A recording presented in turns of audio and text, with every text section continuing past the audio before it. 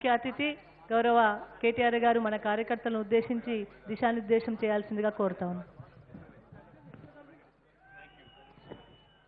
జై తెలంగాణ. ఆకలి అవుతుందా? నాకు కూడా అవుతున్నది. నాకు కూడా బాగానే జోరుగానే కడుపులో కాలుతుంది, కానీ ఒక్కసారి గట్టిగా అన్ని పిడికిలు లేవాలి.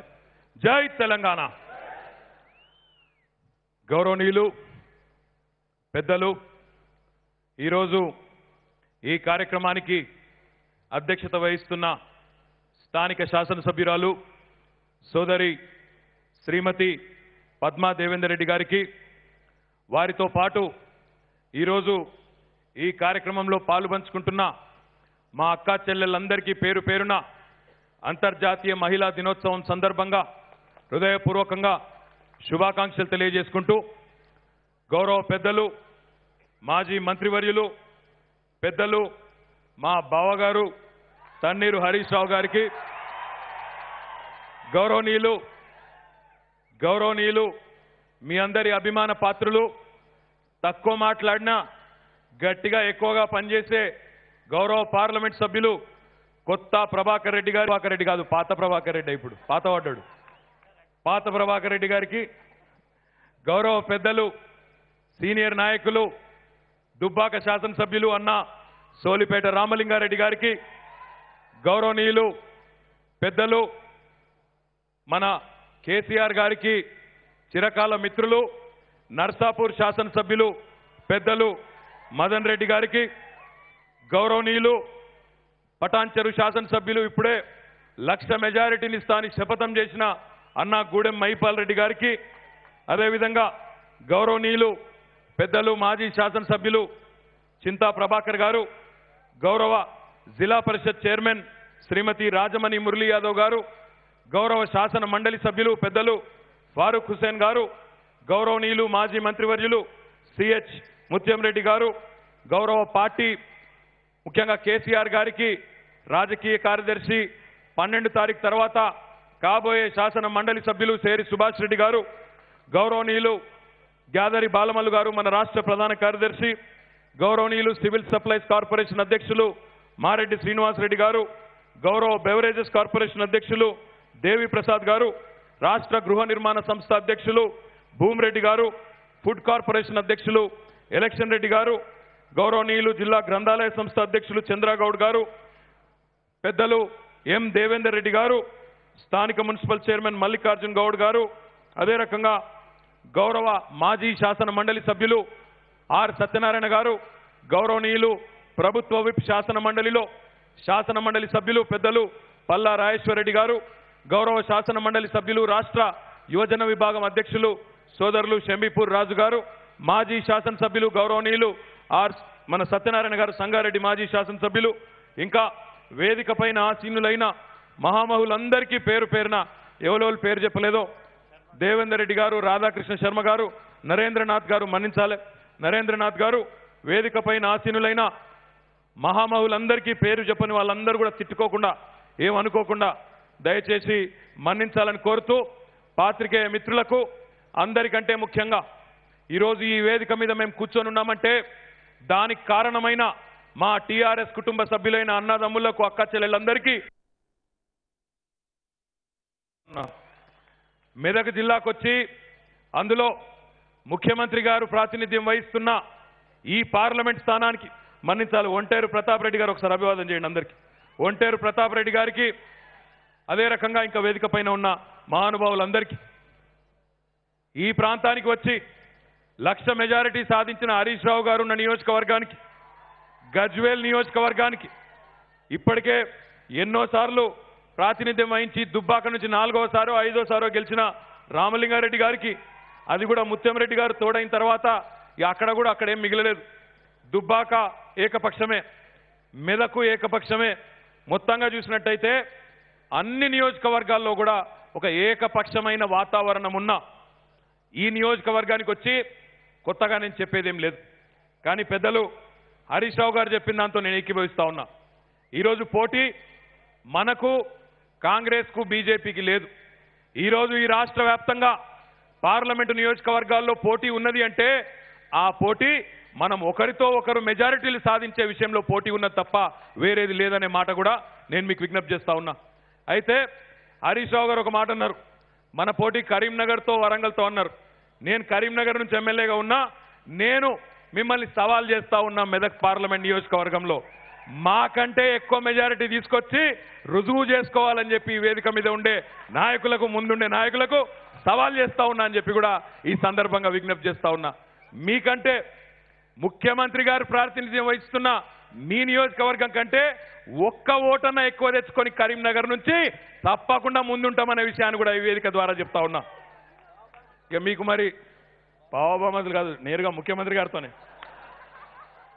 బాబామదులకు ఏం లేదు, అంత మంచిగానే ఉన్నాం. కానీ డైరెక్ట్గా నేను మిమ్మల్ని ముఖ్యంగా ఇక్కడ గజ్వేల్ నుంచి ఉన్నోళ్ళు మొన్న ముఖ్యమంత్రి గారు చెప్పిండ్రు, ప్రతాప్ రెడ్డి గారు చేరిన తర్వాత ఏం మిగిలింది, మొన్న కాంగ్రెస్ లాడ ఏం లేదు, 1,00,000 మెజారిటీ గజ్వేల్లో వస్తుందని మొన్ననే చెప్పినారు. ఇప్పుడు మరి 1,00,000 గజ్వేల్లో వచ్చి, 1,00,000 సిద్దిపేటలో వచ్చి, 1,00,000 పటాన్చెరులు వచ్చినాక 5 లక్షలు కాదు, మీ వాళ్ళ లెక్కలు తప్పున్నాయి, 7 లక్షలు రావాలి మరి ఆ లెక్కకు. మరి 7 వస్తుందా 5 వస్తుందా, మాకంటే ఒక ఓటు ఎక్కువ వస్తుందా తక్కువ వస్తుందా మేము కూడా చూసుకుంటాం. మరి మమ్మల్ని రెచ్చగొట్టింది ఇక్కడ మమ్మల్ని ఇప్పుడు, కాబట్టి మేము కూడా మా కరీంనగర్లతో మాట్లాడి మీకంటే ఖచ్చితంగా ఓ 2 ఓట్లు ఎక్కువ తెచ్చుకుంటామనే మాట కూడా ఈ సందర్భంగా విజ్ఞప్తి చేస్తా ఉన్నా. షరతు కడతావా? ఇక లింగనైతే షరతులకే అంటుండు, ఇక లాభం లేదు. ఇక మేము కూడా సవాల్ తీసుకుంటాం భయ్. ఇంత మీరు పిలిచి మెదక్లో తొడగొట్టి సవాల్ చేసినాక మాకేమన్నా లేదా రేషం గిన్న? తప్పకుండా మీకంటే ఎక్కువ తీసుకుంటాం, షరతు కూడా కడతా. ఇప్పుడు చెప్పా ఎంత అని. మీ అందరికీ నేను చేసే విజ్ఞప్తి ఒకటే, ఈరోజు దేశ రాజకీయ పరిస్థితిని ఒకసారి చూడండి. దేశంలో సర్వేలు వస్తున్నాయి, ఈరోజు ప్రముఖ మీడియా సంస్థలు సర్వేలు చేస్తూ ఉన్నాయి, పెద్ద పెద్ద ఛానళ్లు సర్వేలు చేస్తున్నాయి. దేశంలో ఒక వాతావరణం స్పష్టంగా కనబడుతున్నది. 2014లో దేశంలో ప్రజలకు మోడీ అంటే ఏదో చేస్తాడు, ఏదో ఉద్ధరిస్తాడు ఈయన అని చెప్పి ఒక అపోహ, ఒక నమ్మకం ఆనాడు ఉండేది. గుజరాత్లో ఏదైతే అభివృద్ధి జరిగిందో అదే రకమైన అభివృద్ధి దేశం అంతా చేసే అవకాశం ఉంటుందని చెప్పి ఆనాడు 2014లో నరేంద్ర మోడీ గారి నాయకత్వంలోని ఎన్డీఏ ప్రభుత్వానికి 283 సీట్లు కట్టబెట్టి అఖండమైన మెజారిటీని భారతదేశ ప్రజలు ఇచ్చినారు. కానీ 5 ఏళ్ల తర్వాత వెనుకకు తిరిగి చూసుకుంటే ఏం చేసిండయ్యా నరేంద్ర మోడీ అంటే, మా అక్కా చెల్లెళ్ళ పోపు డబ్బాల్లో ఏలుపెట్టిండు, పెద్ద నోట్ల రద్దు చేసిండు తప్ప చేసింది మాత్రం పెద్దగా ఏం లేదు. ఈ దేశంలో సామాన్యుడికి ఒరిగింది కూడా ఏమీ లేదు. అందుకే 5 ఏళ్ల తర్వాత ఈరోజు ఏ సంస్థ సర్వే చేసినా స్పష్టంగా కనబడతా ఉన్నది, బ్రహ్మాండంగా కనబడతా ఉన్నది. దేశంలో నరేంద్ర మోడీ సారథ్యంలోని ఎన్డీఏ కూటమికి 150, 160కి మించి స్థానాలు వచ్చే పరిస్థితి లేదు. రాహుల్ గాంధీ గారి నాయకత్వంలోని యూపీఏ కూటమి పరిస్థితి అంతకన్నా బాగలేదు. వాళ్ళు 100, 110 సీట్లు కూడా దాటే పరిస్థితి వాళ్లకు కూడా లేదు. వాళ్ళిద్దరూ కలిసిన ఎన్డీఏ యూపీఏ ఇద్దరు కలిసినా జరగకూడని జరిగినా వాళ్ళిద్దరు కలిసి ప్రభుత్వాన్ని ఏర్పాటు చేసుకుందామన్నా 273 సీట్లు వచ్చే పరిస్థితి లేని మాట నేను చెప్తున్నది కాదు, చిల్క జ్యోతిష్యులు చెప్తున్నది కాదు. దేశంలోని ప్రముఖ వార్తా మాధ్యమాలు, సంస్థలు, సర్వేలు, దేశ ప్రజల మనోవాక్కుగా వాళ్ళు చెప్తా ఉన్నారు.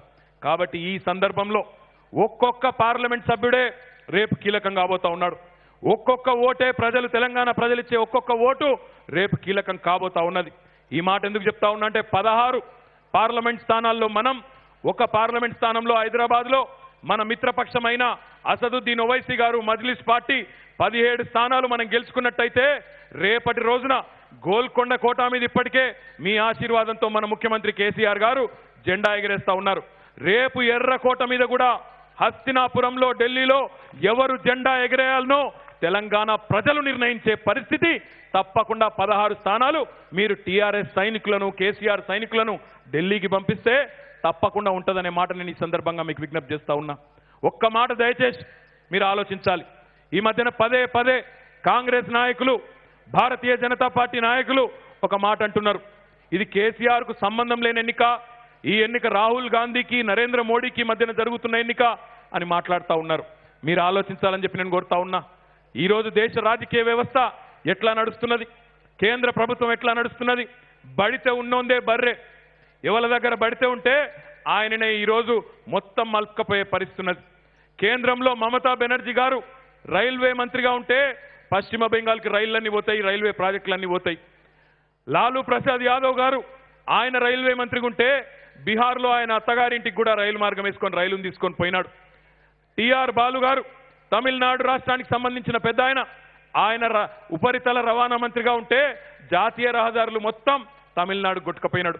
అంతెందుకు గౌరవ ప్రధానమంత్రి నరేంద్ర మోడీ గారు గుజరాత్ నుంచి ప్రాతినిధ్యం వహిస్తున్నారు కాబట్టి, గుజరాత్ రాష్ట్రానికి సంబంధించిన వ్యక్తి కాబట్టి ఈ దేశంలో బుల్లెట్ రైలు ప్రవేశపెట్టాల్సి వస్తే ఎక్కడి నుంచి ఎక్కడికి పెట్టిండు? ఢిల్లీ నుంచి ముంబైకి, మొత్తం గుజరాత్లోంచి ఢిల్లీ నుంచి ముంబైకి బుల్లెట్ రైలు పోయింది తప్ప తెలంగాణ కానీ హైదరాబాద్ కానీ దక్షిణాది రాష్ట్రాలు కానీ వాళ్ళ ప్రణాళికలు ఎక్కడన్నా ఉన్నాయా? ఒక్కసారి మీరు ఆలోచించాలని చెప్పి నేను కోరుతా ఉన్నా. ఎక్కడనో కాదు, గజ్వేల్లో మన ముఖ్యమంత్రి గారు ప్రాతినిధ్యం వహిస్తున్న గజ్వేల్ నియోజకవర్గానికి మిషన్ భగీరథ ప్రారంభోత్సవానికి గౌరవ ప్రధానమంత్రి గారు వచ్చినాడు. ఆనాడు గౌరవ ముఖ్యమంత్రి గారు లక్షల మంది సమక్షంలో ఒక విజ్ఞప్తి చేసినారు. అయ్యా ప్రధానమంత్రి గారు, మా తెలంగాణ రైతాంగం కలను, చిరకాల స్వప్నాన్ని నిజం చేసుకుంటూ కాళేశ్వరం ప్రాజెక్టు కానీ, పాలమూరు ఎత్తిపోతల ప్రాజెక్టు కానీ ఈరోజు లక్షల కోట్ల వ్యయంతో మేము నిర్మాణం చేసుకుంటా ఉన్నాం. మీరు దయచేసి పక్క రాష్ట్రమైన ఆంధ్రప్రదేశ్కి ఎట్లా మీరు పోలవరం ప్రాజెక్టుకు జాతీయ హోదా, మా రాష్ట్రంలో కూడా అయితే కాళేశ్వరం కానీ లేదా పాలమూరు ఎత్తిపోతల పథకం కానీ ఈ రెండింటిలో ఏదో ఒక ప్రాజెక్టుకు జాతీయ హోదా ఇయ్యండి అంటే ముసిముసి నవ్వులు నవ్విండు. 2 సార్ల అటు ఇటు చూసిండు, అవతల పడ్డాడు తప్ప జాతీయ హోదా మాత్రం ఇయ్యలేదు. ఏమొస్తుంది జాతీయ హోదా ఇస్తే? ఈరోజు పోలవరం ప్రాజెక్టు కడుతుంటే ఆంధ్రప్రదేశ్లో ₹1 ఖర్చు అయితే 90 పైసలు కేంద్ర ప్రభుత్వం నుంచే వస్తూ ఉన్నాయి. మరి రేపటి రోజున 16 మంది సైనికులు, కేసీఆర్ సైనికులు పార్లమెంటులో అక్కడ ఉంటే, మన చేతిలోనే కేంద్ర ప్రభుత్వ జుట్టు ఉంటే, మనమే నిర్ణయాత్మకమైన పాత్రలో ఉంటే తన్నుకుంటూ రాదా జాతీయ ప్రాజెక్టు హోదా? కాళేశ్వరం ప్రాజెక్టుకు మీరు ఆలోచించాలని చెప్పి నేను కోరుతా ఉన్నా. తన్నుకుంటూ రాదా 1000 కోట్ల నిధులు మన ప్రాజెక్టులకు మీరు ఆలోచించాలని చెప్పి నేను కోరుతా ఉన్నా. అది మాత్రమే కాదు, ఆనాడు హరీష్ రావు గారి నేతృత్వంలో మిషన్ కాకతీయ కార్యక్రమం కానీ పెద్దలు కేసీఆర్ గారి ఆశీస్సులతో, అదే రకంగా ఆనాడు గ్రామీణ నీటి సరఫరా మంత్రిగా మిషన్ భగీరథ కార్యక్రమాన్ని మేము ప్రారంభించినప్పుడు కానీ గౌరవ పెద్దలు ముఖ్యమంత్రి గారి ఆశీస్సులతో ఆ 2 ప్రాజెక్టులకు సంబంధించి మేము ఎప్పుడు ఢిల్లీకి పోయినా, ఢిల్లీలో ఉండే పెద్దవాళ్లను, మంత్రులను, అక్కడి కార్యదర్శులను కలిసినా మాకు కితాబులు ఇచ్చేది, పొగిడేది. అబ్బా బాబా ఎంత మంచి పథకమయ్యా మీ ముఖ్యమంత్రిది, ఎంత ముందు చూపు, ఎంత గొప్ప పథకాలు, మిషన్ కాకతీయ, మిషన్ భగీరథ అని పొగిడేది. నీతి ఆయోగ్ వాళ్ళు ఢిల్లీ నుంచి హైదరాబాద్కు వచ్చినాడు. ఆనాడు ఇక్కడ మీటింగ్ పెట్టి ఇక్కడ మనం ప్రజెంటేషన్ ఇచ్చినాం. ఇంటింటికి తాగునీరు ఇచ్చే కార్యక్రమం, గ్రామ గ్రామాన ఉండే చెరువులు బాగు చేసుకునే కార్యక్రమం, ఇవి చేస్తున్నామంటే సంబురపడ్డారు, సిఫారసు చేసినారు.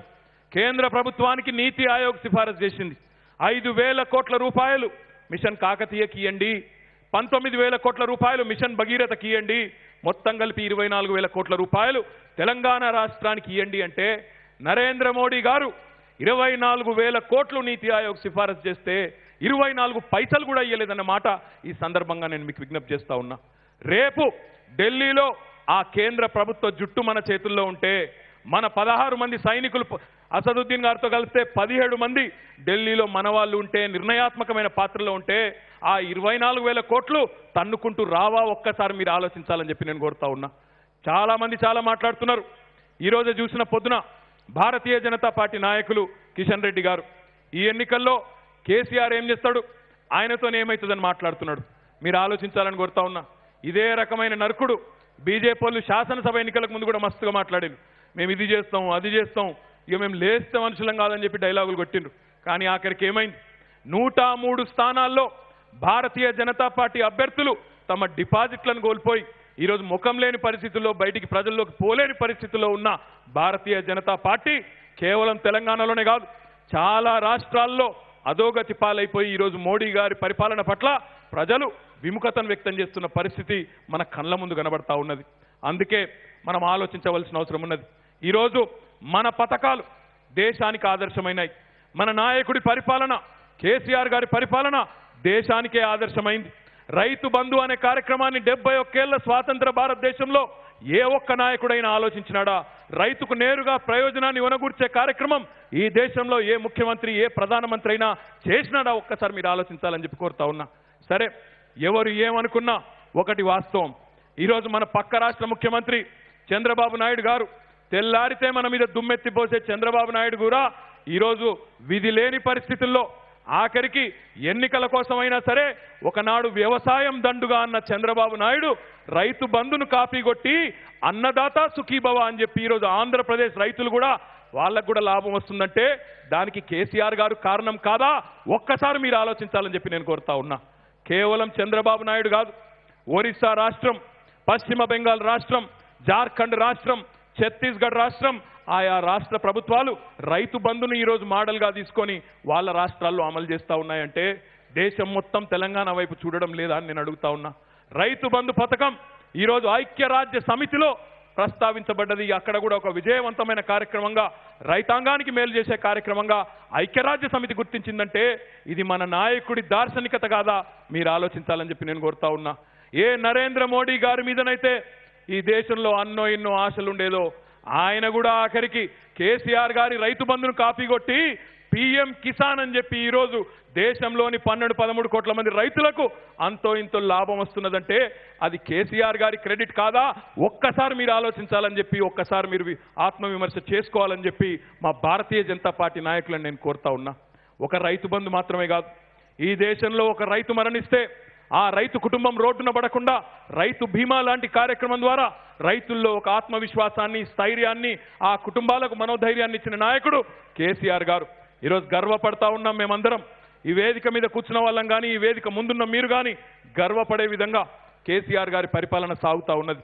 సంక్షేమం ఒకవైపు, అభివృద్ధి మరొక వైపు.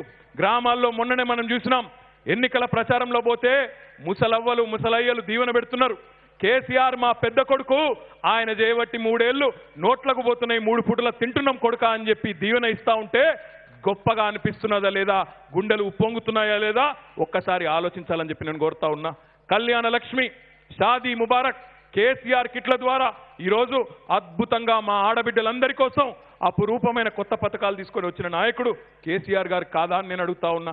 మరి ఈ పథకాలు దేశం మొత్తం తెలవాలంటే, దేశంలో మనం నిర్ణయాత్మకమైన పాత్రలో ఉంటే ఈరోజు తెలంగాణలో జరుగుతున్న అభివృద్ధి నమూనా దేశం మొత్తానికి పరిచయం చేసే సత్తా మన నాయకుడికి ఉన్నదనే మాట కూడా ఈ సందర్భంగా నేను మీకు విజ్ఞప్తి చేస్తా ఉన్నా.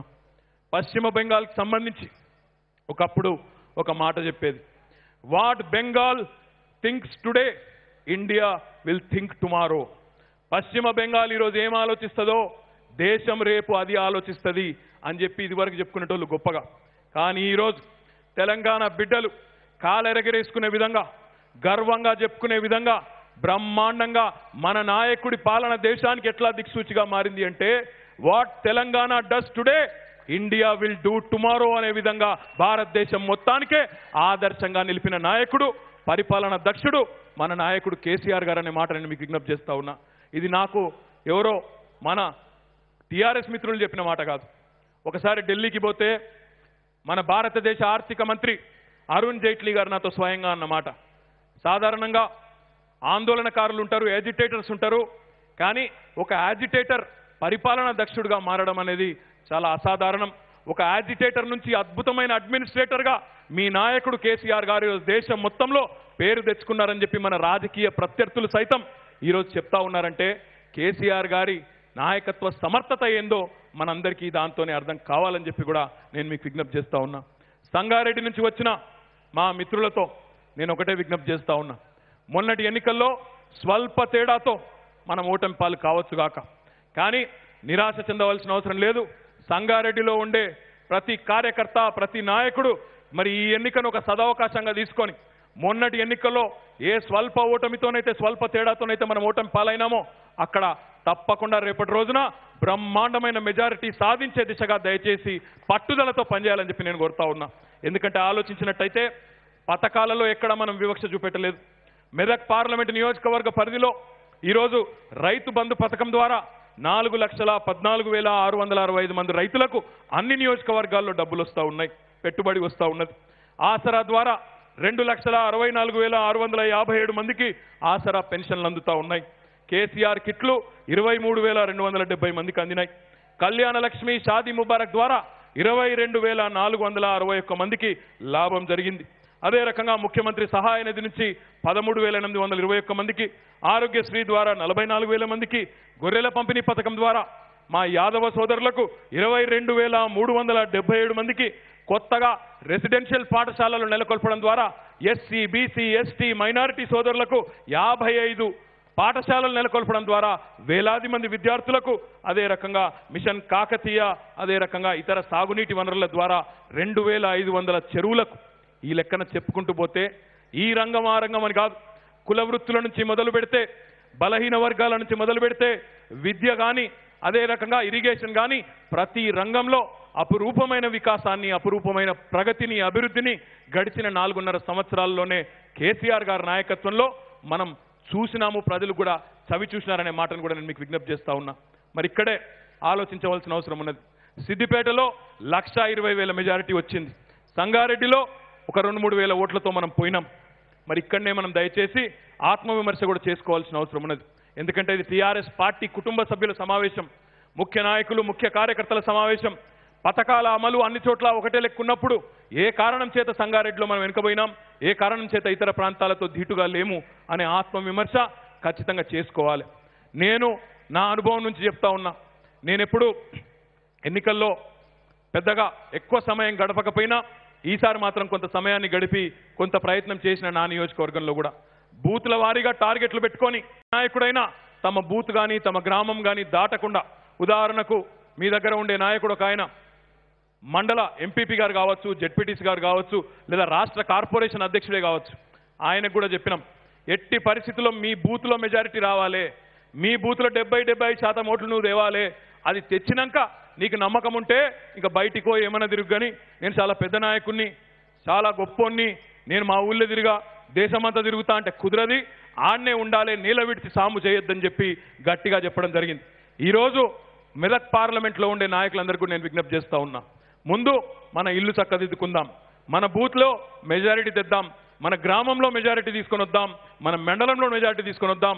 ఆటోమేటిక్గా 5 లక్షల మెజారిటీ మీకు తప్పకుండా వస్తుంది. మీకంటే 2 ఓట్లు మాకు ఎక్కువ తప్పకుండా వస్తాయనే మాట కూడా ఈ సందర్భంగా మీకు విజ్ఞప్తి చేస్తా ఉన్నా. 2 ఓట్లు ఎక్కువ పక్క వస్తుందా రాదా? ఖచ్చితంగా వస్తుంది. మీరు చూడండి, మీకెంత రేషం ఉందో మాకెంత రేషం ఉందో దేఖలేంగే, మైదాన్ మీద దేఖలేంగే. ఆఖరికి నేను చెప్పేది ఒకటే, చాలాసార్లు మేము ఎమ్మెల్యే అభ్యర్థులం, ఎంపీ అభ్యర్థులం, మాకు గ్రామంలో ఏ ఇల్లు ఎవరిది, ఎవరు మన ఓటరు ఎవరు మన ఓటర్ కాదో మాకు తెలియదు. పాదయాత్ర చేస్తుంటాం, చేస్తున్నప్పుడు ఏమంటారంటే డోర్ టు డోర్ తిరుగుతుంటాం, తిరిగేటప్పుడు మన వాళ్ళు గుంజుకపోతుంటారు ఊళ్ళో, అన్న ఇక్కడ వద్దు, ఈ ఇంటికి వద్దు, ఇంటికి వద్దు, వీడు మనోడు కాదు, వీడు మనోడు కాదని తీసుకుపోతుంటారు. నేను ఒక్కటే విజ్ఞప్తి చేస్తా ఉన్నా, ఈరోజు ఈ రాష్ట్రంలో ఎవరు మనోళ్ళు మందోళ్ళు ఎవరు లేరు, అందరూ కేసీఆర్ మనుషులే, అందరూ మన కోటేసేందుకు సిద్ధంగా ఉన్నోళ్ళే. ఆఖరికి నా మీద పోటీ చేసిన, నా నియోజకవర్గంలో పోటీ చేసిన కాంగ్రెస్ ఆయనకు కూడా 4 లక్షల రూపాయలు చెక్ వచ్చింది రైతు బంధు. ఆయనను కూడా బరాబర్ ఓటు అడగాలి. ఎందుకు అడగద్దు? ఎప్పుడన్నా వచ్చినా రైతులకు పైసలు ఇదివరకు ఖచ్చితంగా అడిగే హక్కు, నైతిక హక్కు కేవలం టీఆర్ఎస్ పార్టీకి మాత్రమే ఉన్నది, ఓటు అడిగే నైతిక హక్కు. రేపు చెప్పాలి, 16 మంది ఎంపీలను కేసీఆర్ చేతిలో పెడితే ఇద్దరు ఎంపీలతో తెలంగాణ తీసుకొని వచ్చిన కేసీఆర్ రేపు 16 మంది ఎంపీలతో ఢిల్లీని అవసరమైతే యాచించి కాదు శాసించి రేపటి రోజున కేంద్ర ప్రభుత్వం మెడలు వంచైనా సరే 1 లక్ష కోట్ల రూపాయలు అదనంగా తీసుకొని వచ్చే సత్తా ఉండే, సమర్థత ఉండే మన నాయకుడు కేసీఆర్ గారికి మరింత ఆత్మస్థైర్యాన్ని, మరింత ధైర్యాన్ని ఇచ్చే విధంగా ఎక్కడికక్కడ తండోపతండాలుగా లక్షల మెజారిటీతో మన నాయకులను గెలిపించుకోవాలని చెప్పి నేను మీకు విజ్ఞప్తి చేస్తా ఉన్నా. చివరగా, ఎందుకంటే మీకు ఆకలి అవుతుంది, నాకు ఆకలి అవుతుంది, ఎక్కువ పరీక్ష పెట్టకుండా చివరగా నేను మీకు ఒకటే విజ్ఞప్తి చేస్తా ఉన్నా, ఎట్టి పరిస్థితుల్లో కూడా ఈ ఎన్నికల్లో కాంగ్రెస్ పార్టీకి పొరపాటున ఎక్కడైనా ఓటు వేసినట్టయితే ఆ ఓటు మోరిలేసిన దాంతో సమానం అనే మాట కూడా గ్రామాన తప్పకుండా మన ప్రజలందరికీ చెప్పవలసిన అవసరం కూడా ఉంది.